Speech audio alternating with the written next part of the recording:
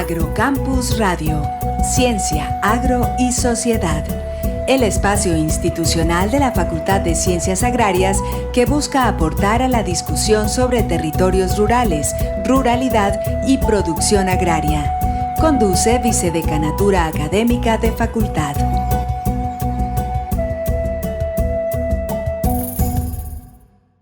Va subiendo la corriente con chinchorro y atarraya, la canoa de bareque para llegar a la playa. Va subiendo la corriente con chinchorro y atarraya, la canoa de bareque para llegar a la playa. Habla con la luna, habla con la playa, no tiene fortuna, solo su atarraya. Buenas noches, estamos hoy en Agrocampus Radio y agradecemos al profesor Ariel Tarazona por atender nuestra invitación y nos complace pues tenerlos en el programa de radio institucional de nuestra Facultad de Ciencias Agrarias. Profesor Ariel, cuéntenos un poquito de usted. Usted está adscrito al Departamento de Producción Animal y allí, ¿cuál es su desempeño? ¿Qué hace allí? Bueno, primero que todo, profesor León Darío, un agradecimiento por la invitación a este espacio, donde espero que podamos como discutir, dialogar y comenzar a generar espacios de discusión, de pensamiento y de crítica. Le respondo la pregunta. Yo estoy adscrito al Departamento de Producción Animal hace 11 años. Como profesor vinculado. El Departamento de Producción pertenece a la Facultad de Ciencias Agrarias de la Universidad Nacional de Colombia, sede Medellín, y allí me desempeño principalmente en las áreas de bioética y bienestar animal y trabajo en algunas áreas como los sistemas sostenibles también, aunque mi formación inicial fue en biotecnología reproductiva. Dio un salto un poco extraño en mi carrera académica y ahora me enfoco más en el bienestar animal. ¿Y por qué ese salto? ¿Por qué pasa de la biotecnología al bienestar animal y la bioética? Bueno, cuando yo empecé mi formación científica, yo creo que como a muchos nos pasa, mi sueño era estar en un laboratorio y hacer cosas en el laboratorio. Desde muy joven tuve ese perfil y lo cumplí cuando me gradué como zootecnista. Tuve la oportunidad de trabajar como joven investigador en la Universidad de Antioquia en un grupo de biotecnología y me gustó muchísimo esta área de las ciencias básicas. Sin embargo, llegó un momento en que me comencé a preguntar si estas ciencias básicas si estaban respondiendo a necesidades puntuales, a problemas más reales en un país con tanto déficit presupuestal. Digamos que no deberíamos atender más bien necesidades de las comunidades y de la gente, y eso me comenzó a llevar a un cambio, cómo podía a través de un área del conocimiento favorecer como necesidades más puntuales. ¿Pero qué lo llevó a plantearse esas inquietudes, esas reflexiones? Yo creo que la reflexión siempre ha estado presente como en mi vida y siempre estoy como evaluando todos los aspectos que son parte de mi vida y de mi persona, y yo decía, bueno, aquí ya aprendí lo que tenía que aprender, puedo seguir, pero creo que debo dar un giro. Ahí se apareció el tema del bienestar animal, lo sentí muy mío, sentí una necesidad muy grande porque hace 10 años en Colombia era un tema que prácticamente nadie hablaba, no existía, aunque en otros países ya llevaban más de medio siglo trabajando como Inglaterra. Entonces, disculpe que sea intenso con esta pregunta, pero ¿cómo llega a esa reflexión de bienestar animal? ¿Experiencias, la lectura, un mayor desarrollo de sensibilidad frente a los animales que está tan de moda ahora? Inclusive después nos cuenta la cátedra que se enfoca a eso. ¿Cómo qué lo lleva a esa...? Bueno, pues yo pienso que era algo personal que siempre había estado allí. Desde niño me preocupé pues como mucho por los animales. De hecho tuve un periodo de mi vida en el que fui vegetariano, fui vegano, experimenté todas estas cosas. Me parecen posturas muy interesantes y muy respetables. Después nuevamente comencé a consumir productos de origen animal y digamos que cuando vi que existía un área del conocimiento enfocada hacia mejorar las condiciones de los animales, sentí que era algo que yo debía hacer y en lo que debía trabajar. Y como era una necesidad de la academia por su ausencia, logré, digamos, en común acuerdo con el resto del departamento y con el decano en su momento, que mi formación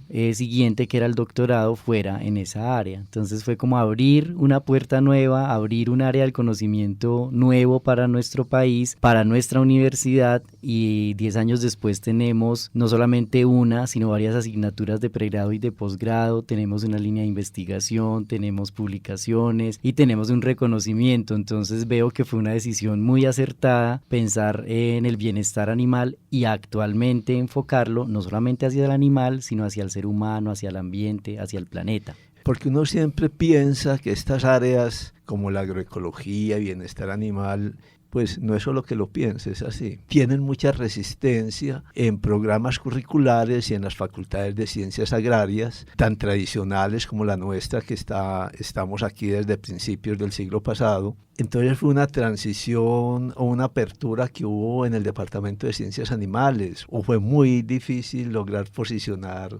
Bueno, pues realmente es muy difícil cambiar paradigmas, es muy difícil romper estructuras. Yo creo que no solamente en esto, sino en cualquier aspecto de la humanidad, lo más difícil es cambiar las mentalidades y abrirse hacia nuevos conocimientos. Cuando yo empecé a hablar de este tema, me decían romántico, que era un soñador, que eso no era posible en este mundo. Apuesto que le decían hippie. hippie, sí, todos esos adjetivos y todas esas calificaciones totalmente válidas, pero que realmente no estaban de acuerdo con la realidad, porque la tendencia en el mundo ha sido un cambio de conciencia de la humanidad, no todavía suficiente para tener una masa crítica, pero sí tenemos cada vez consumidores más responsables, consumidores más conscientes, que buscan productos más saludables, que se preocupan más por el origen de esos productos, y entre esos productos está la forma como se producen la leche, los huevos, la carne, y como prueba de esto tenemos el crecimiento exponencial que ha tenido la producción de huevos de gallinas libres, como denominamos gallina feliz, donde hace unos 6-7 años comenzaron en el mercado, y pues muchos me dijeron que eso se iba a acabar, que nadie iba a pagar, y ahora vemos en cualquier supermercado de las cadenas estos huevos, no solamente de una marca, sino de muchas marcas. ¿Qué significa eso? Que realmente hay un mercado, realmente hay un cambio en los consumidores, y esto ha llevado a un cambio en los productores que ha permitido como romper un poco ese esquema tan difícil de cambiar la mentalidad. Sigue siendo difícil, pero cada día digamos que hay una apertura mayor. Entonces, podemos decir que nuestro departamento de producción de animal es de avanzada a nivel nacional y latinoamericano en esta perspectiva. Por supuesto, de hecho, el primer departamento, el primer programa curricular en el país que tuvo, o que creó una asignatura de obligatoriedad para la formación de zootecnia, fuimos nosotros. Fuimos los pioneros en este sentido. Después de esto, otras universidades también comenzaron a hacer sus asignaturas, y a nivel latinoamericano hemos logrado también posicionarnos, digamos, ser visibles por el trabajo, lograr como un reconocimiento a nivel académico, porque hemos logrado lo que otros países en 15 o 20 años no han logrado, que es incluir el tema del bienestar animal y de la bioética dentro de la formación curricular de los futuros profesionales. Bueno, entonces díganos qué es bienestar animal. Bueno, después de estar aquí hablando. ¿Y cuál es su importancia? Bueno, el bienestar animal es una ciencia. Hay que aclararle a los oyentes que, a diferencia, digamos que tenemos un problema conceptual, y es que el término se ha venido usando de forma errónea, especialmente en campañas políticas y especialmente en campañas publicitarias. Se ha asociado mucho a través de los medios audiovisuales con la protección de los animales y con las mascotas, y esto es erróneo, porque realmente eso es proteccionismo animal, y eso tiene que ver con aspectos filosóficos, mientras que el bienestar animal es una ciencia que se basa en investigación, se basa en evidencia científica, en resultados, para poder decir cuáles son las cosas que podemos hacer para que los animales estén mejor, vivan bien, no sufran dolor, no tengan sufrimiento, y si los vamos a usar, ya sea para productos o servicios, tengan una vida digna y una vida, digamos, buena. Esto es diferente entonces a lo que se está llegando con las mascotas, de humanizarlas. Totalmente, no digamos que contrario, pero de hecho el bienestar animal critica muchísimo la humanización, porque en muchos casos esta humanización es considerada un maltrato hacia el animal. Muchas veces hacemos con los animales cosas que queremos para nosotros cuando el animal no quiere esas cosas por su biología y por su naturaleza. Entonces realmente el bienestar lo que hace es hacerse preguntas de cómo nos relacionamos con los animales, cómo los manejamos, cuál es la forma como les ofrecemos todo lo que necesitan para suplir sus necesidades y respondemos de una forma científica a esto. No es, a diferencia digamos, del abolicionismo, del proteccionismo, buscan como que no se usen más los animales en muchísimas cosas. El bienestar animal no está en contra del uso de los animales, sino más bien en la forma como se usan los animales para reducir el dolor, el sufrimiento de los animales en general, no solamente los de producción, sino los animales en experimentación, las mascotas, los animales silvestres. De hecho, pues en todos los animales entra el tema de bienestar animal. Podríamos poner un ejemplo, digamos, con producción bovina, con producción de ganado, de carne, cómo se concibe, cómo diseña una estrategia para que haya una producción de carne, por ejemplo, en condiciones de bienestar animal. Claro, por supuesto. Para la forma como producimos en Colombia, la mayoría de la producción de carne bovina es en pastoreo, incluso también la producción de leche. Si nos comparamos con otros países europeos o Estados Unidos y Canadá,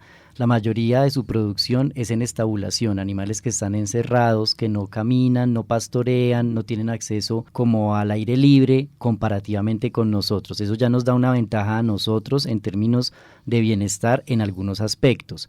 Sin embargo, nosotros tenemos otros problemas, por ejemplo, las épocas de sequías o las épocas de excesivas lluvias. Así que no podemos como simplemente decir que porque un animal está en libertad ya tiene bienestar, sino que sus condiciones de bienestar son distintas. A nivel Colombia también es reconocido a nivel mundial por todo el tema que se está manejando en agroforestería, sistemas silvopastoriles y sistemas sostenibles de ganadería, donde lo que se trata es de integrar otros elementos como los árboles, la diversidad vegetal que atrae diversidad también animal, y de esta forma se logra un ecosistema que es productivo y que no solamente está produciendo carne, sino que está produciendo servicios ecosistémicos, está produciendo madera, frutas, semillas, miel, otra gran cantidad de productos, de una forma que hace que el sistema sea sostenible económicamente, sea más resiliente ante los cambios tanto del mercado como políticos, como climáticos, sea ambientalmente amigable, sea culturalmente,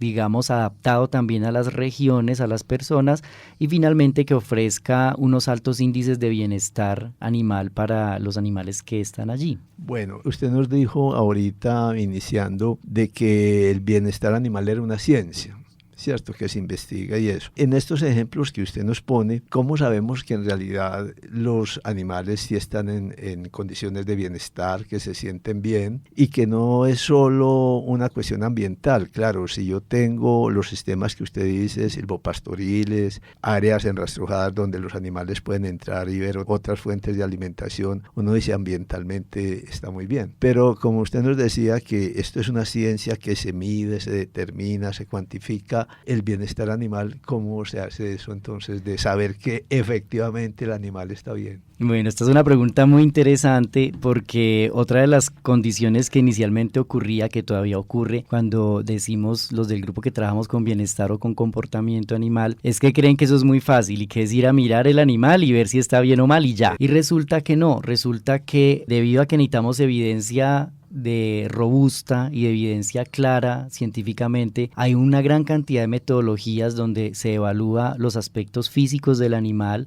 a través de un médico veterinario, a través de análisis de laboratorio de muestras sanguíneas, donde se observa el comportamiento del animal, que también es toda una ciencia muy compleja que es la etología, donde se observa también el entorno del animal, la relación del ser humano con el animal. O sea, realmente hay una gran cantidad de parámetros y de variables que se deben evaluar de forma conjunta para poder decir este animal o este grupo de animales tienen un estatus alto, medio o bajo de bienestar, y sus principales retos son en la salud o en la alimentación o en el ambiente o en el manejo que hace el humano. Es decir, hay toda una serie de protocolos para hacer esta evaluación de forma que no sea subjetiva, que no sea la percepción simplemente del ser humano, sino que realmente hay unos parámetros de medición que permiten evaluar adecuadamente el bienestar animal. El pescador habla con la luna, habla con la playa,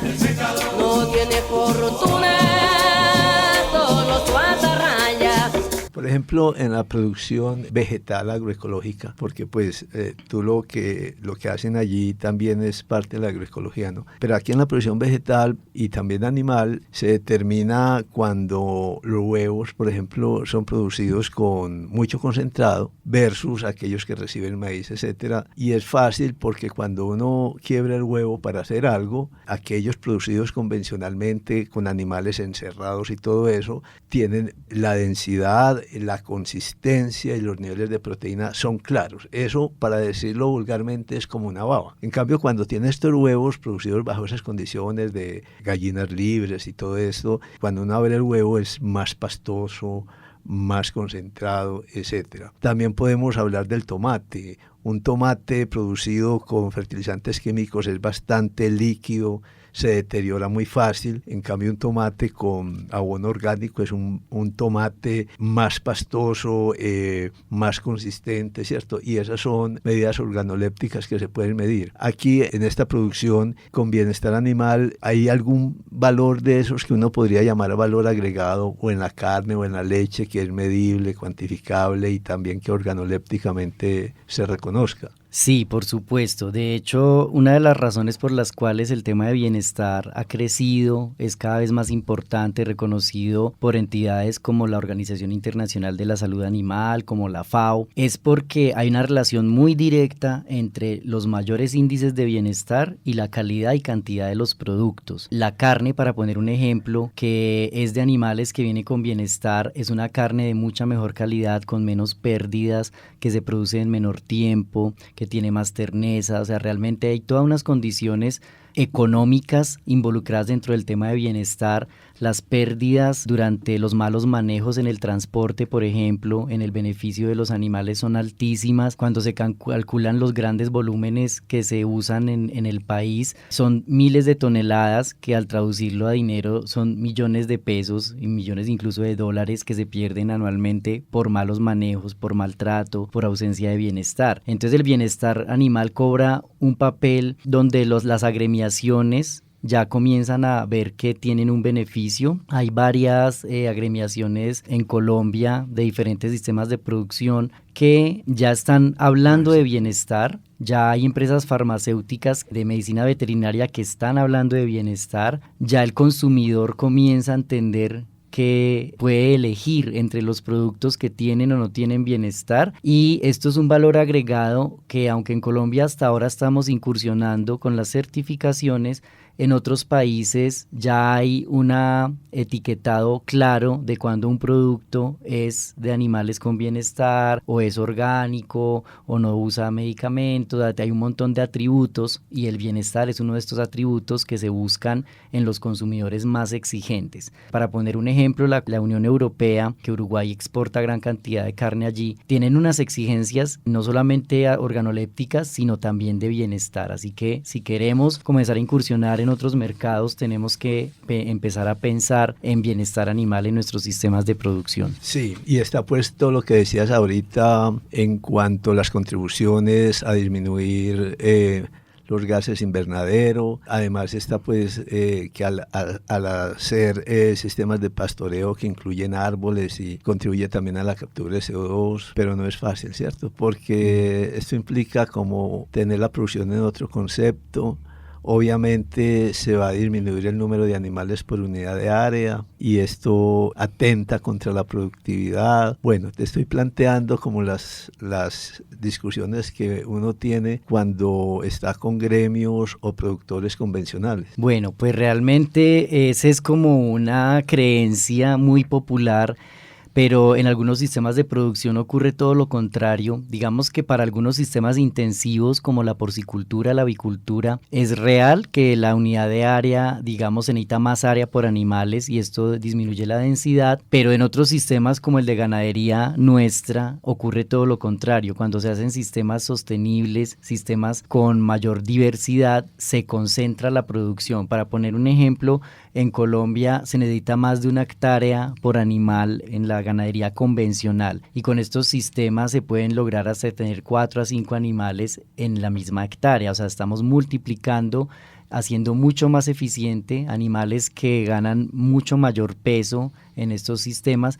Y la pregunta del millón siempre es, bueno, pero ¿eso cuánto vale? Realmente hay que hacer una inversión, eso es cierto, pero ya hay proyectos en Colombia, hay beneficios por hacer esta reconversión, y lo que yo pienso es que hay que buscar alternativas para verlo como un agronegocio, para verlo como realmente una empresa ganadera, porque hay una mentalidad de no querer invertir, de como que no, los animales están ahí y producen ahí por obra y gracia y no quiero invertir, pero si yo quisiera poner cualquier tipo de negocio tengo que invertir en él, así que es cambiar también la mentalidad de que esto da, de que esto es económicamente viable, que tiene una curva económica de un punto de equilibrio y de un punto de retorno del dinero, pero que no es inmediato, que no es yo invierto hoy para tener mañana, sino a mediano y largo plazo, más cuando estamos pensando en los árboles que se demoran, en el caso de que tengamos maderables, pues es una cosa, una proyección a más largo tiempo. Y con avicultura, con porcicultura y con otros, digamos, sistemas de producción intensivos, todos los beneficios que tiene en torno a la reducción de la enfermedad, la reducción de la mortalidad, la reducción en el uso de medicamentos veterinarios, las mayores ganancias de peso, la calidad, o si se llega a procesos de certificación que le dan un valor agregado al producto, pienso que en un momento pueden compensar esas, digamos, menores densidades de animales que se tienen que tener en área. Entonces es como una cuestión de cálculos, de números y de proyecciones. Y de montarse en serio en esto, porque a veces se hacen a medias, entonces eso a medias no funciona. Pero vea, y hay una cosa muy interesante con lo que estabas diciendo. Entonces, estas formas de producción llevan a que el productor sea más autónomo en el manejo de su producción, a depender menos de la industria de concentrado, de la industria de antibióticos. Por supuesto. Le da autonomía. Sí, digamos que parte importante dentro de los criterios de sostenibilidad que manejamos es precisamente que haya el mayor uso posible de recursos propios y el menor uso de recursos externos, por todas las cuestiones económicas, de huella de carbono, que hace que el productor, que depende mucho de lo externo, es muy frágil, es menos resiliente, es más vulnerable ante los cambios, por ejemplo, del precio del dólar. Entonces, aquí, ¿qué buscamos? Buscamos empoderar a los productores de que con el uso de sus propios recursos sean capaces de producir con menor inversión en recursos exógenos y con reducción en el uso lo máximo que se pueda de recursos exógenos. Profesor Ariel, pero escuchándolo a usted, uno diría que eso podría tener efectos contraproducentes, porque entonces los interesados en estos negocios, de los antibióticos, de los concentrados, de los grandes empresarios que van muy de la mano con los lobbying que hacen en los ministerios de agricultura, etcétera, ven esto como que no es atractivo porque les puede disminuir sus ganancias, aunque para el país sea un desarrollo. Bueno, yo quiero poner un ejemplo que es por todos ampliamente conocido, y es la bombilla. Cuando se inventaron la bombilla eléctrica, resulta que las primeras bombillas, incluso hay unas bombillas en algunos museos que todavía están alumbrando desde hace décadas y no se han dañado. ¿Por qué no todas las bombillas las hacen eternas? Porque no es rentable el negocio. Entonces tuvieron que decir, no, tenemos que hacer que se dañen. Pasa con los celulares que se vuelven obsoletos en 6 meses. Pasa con que ahora todo es desechable. Entonces a la industria farmacéutica no le va a interesar tener animales que no consumen antibióticos ni medicamentos, porque entonces el negocio se quiebra, pero a nosotros sí nos interesa enseñarle al productor que no debe depender de estos digamos, recursos exógenos, sino que puede hacer muchas cosas con lo que tiene a la mano, incluso con toda la biodiversidad que tenemos en Colombia, con todas las plantas medicinales, con toda la diversidad de insectos que controlan plagas, o sea, tenemos toda una diversidad y nos vamos a copiar modelos de monocultivos de baja diversidad que son absolutamente vulnerables, donde lo que debemos hacer es recuperar los modelos diversos de producción, no solamente por aspectos económicos, sino por la misma soberanía alimentaria y por la soberanía de los pueblos. Nosotros estamos absolutamente a favor del trueque de semillas, de que se vuelva a usar los recursos que antes se utilizaban y que ya no, que investiguemos en plantas potencialmente comestibles tanto para el humano como para el animal, etcétera. Ahora miremoslo desde el consumidor, ¿cierto? Usted tal vez está más versado en esto que yo. Hace por ahí unos 6 meses salió una noticia que es bastante preocupante de unos antibióticos que se le aplicaban a los cerdos y que estos antibióticos han sido registrados en seres humanos vía alimentación cerdo, haciéndolo bastante vulnerable a una serie de enfermedades y bacterias, y que en el momento en que esto se generalice no hay antibiótico para lo que hemos adquirido a través del consumo de la carne. O sea, es una cosa bastante preocupante en la salud humana por abusar de estos antibióticos. No sé si soy preciso, si era con cerdos o con ganado. Bueno, hay que tener como mucho cuidado con la información, digámoslo así, porque si bien es cierto que en muchos países se usan medicamentos, hormonas, antibióticos, muchas veces en nuestro país por la forma como producimos, por aspectos económicos, no es tan utilizado y a veces como que creemos que lo que está pasando en otra parte está pasando aquí y creamos como un terrorismo que no es tan real como pensamos. Es una realidad, o sea, realmente hay un tema importantísimo ético y de responsabilidad en el uso de todos estos medicamentos en la parte animal. Es claro que hay una irresponsabilidad de algunos y que hay que controlarlo y que hay que prevenirlo. Hay estudios de la Universidad de Antioquia, de la Universidad Nacional, de varias universidades mostrando residualidad no solamente de antibióticos, sino de otros residuos de agroquímicos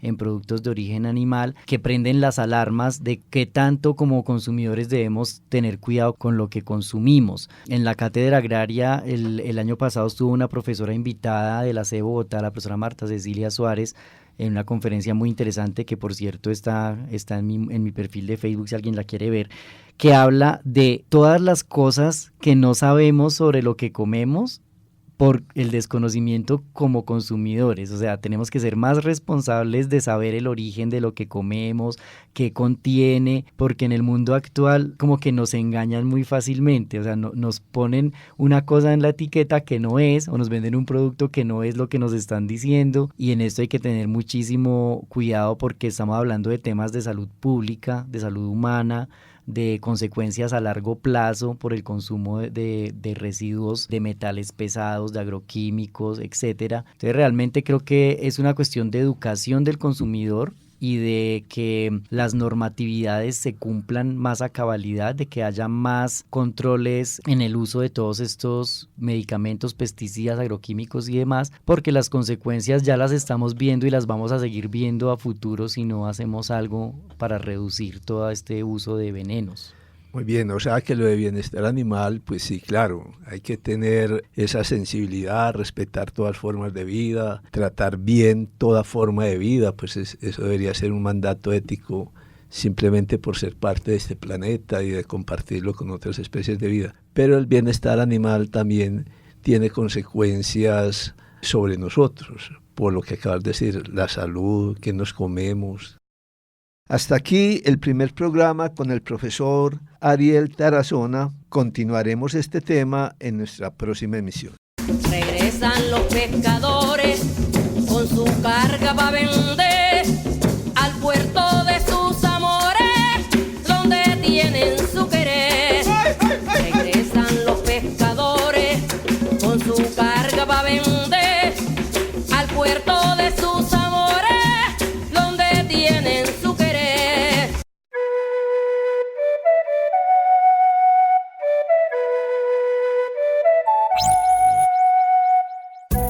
Agrocampus Radio, Ciencia, Agro y Sociedad. El espacio institucional de la Facultad de Ciencias Agrarias que busca aportar a la discusión sobre territorios rurales, ruralidad y producción agraria. Conduce Vicedecanatura Académica de Facultad.